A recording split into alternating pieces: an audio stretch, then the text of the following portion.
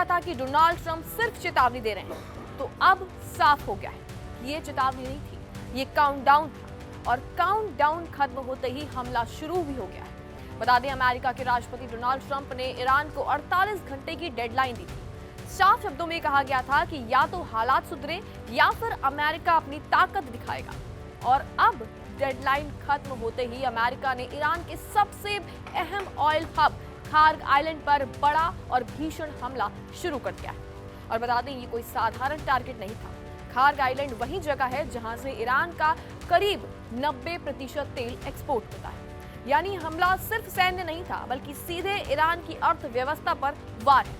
दरअसल कुछ रिपोर्ट्स बताती हैं कि अमेरिकी सेना ने प्रिसीजन स्ट्राइक का इस्तेमाल इसमें किया, मतलब चुन चुनकर ऐसे ठिकानों को निशाना बनाया गया जो रणनीतिक तौर पर सबसे अहम है। उधर तेहरान भी हाई अलर्ट पर आ चुका है, क्योंकि संकेत साफ है कि अगर टकराव और बढ़ा तो अगला निशाना और भी घातक हो सकता है। लेकिन कहानी यही खत्म नहीं होती है। बता दें, ईरान ने भी जवाबी तेवर दिखा दिए हैं।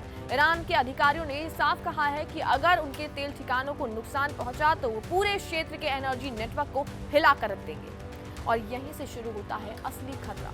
दुनिया की नजरें अब इस पर टिकी हुई हैं स्ट्रेट ऑफ हॉर्मुज पर। ये वही समुद्री रास्ता है जहां से दुनिया का लगभग 20% तेल गुजरता है। और अगर यहाँ हलचल बढ़ी तो सिर्फ मिडल ईस्ट नहीं, बल्कि पूरी दुनिया में फ्यूल संकट आ सकता है। और असर दिखना भी शुरू हो चुका है। बता दें, ग्लोबल मार्केट में तेल की कीमतें तेजी से उछल चुकी हैं। एक्सपर्ट्स का कहना है कि अगर हालात नहीं सुधरे तो कीमतें और ऊपर जाएंगी। यानी साफ शब्दों में कहें तो इस जंग की कीमत अब हर आम आदमी चुका रहा है, पेट्रोल डीजल के जरिए। इसी बीच इजराइल भी पूरी तरह एक्टिव नजर आ रहा है। बता दें, बेंजामिन नेतन्याहू की सरकार पहले ही ईरान के खिलाफ आक्रामक रुख अपना चुकी है। और अब अमेरिका के इस एक्शन के बाद दोनों देशों की रणनीति और तेज हो चुकी है। बता दें, मिडिल ईस्ट के कई हिस्सों में एयर स्ट्राइक, मिसाइल अटैक और ड्रोन एक्टिविटी लगातार बढ़ रही है। कई रिपोर्ट्स में तो ये भी कहा गया कि आने वाले 24 से 48 घंटे बेहद अहम होंगे। यानी जो डेडलाइन ट्रंप ने दी थी वो अब सिर्फ बयान नहीं था, वो इस बड़े सैन्य एक्शन की शुरुआत।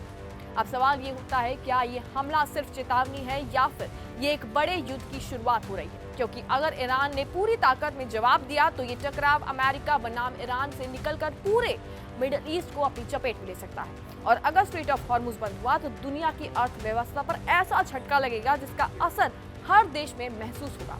फिलहाल इतना तो साफ है कि डेडलाइन खत्म हो चुकी है, एक्शन शुरू हो चुके हैं और अब दुनिया एक ऐसे मोड़ पर खड़ी है जहां से हालात कभी भी पूरी तरह बदल सकते हैं। हालांकि क्या लगता है आपको इस रिपोर्ट के बारे में? कमेंट सेक्शन में अपनी राय जरूर दें और तमाम ऐसी जानकारियों के लिए बने रहिए न्यूज़ के साथ।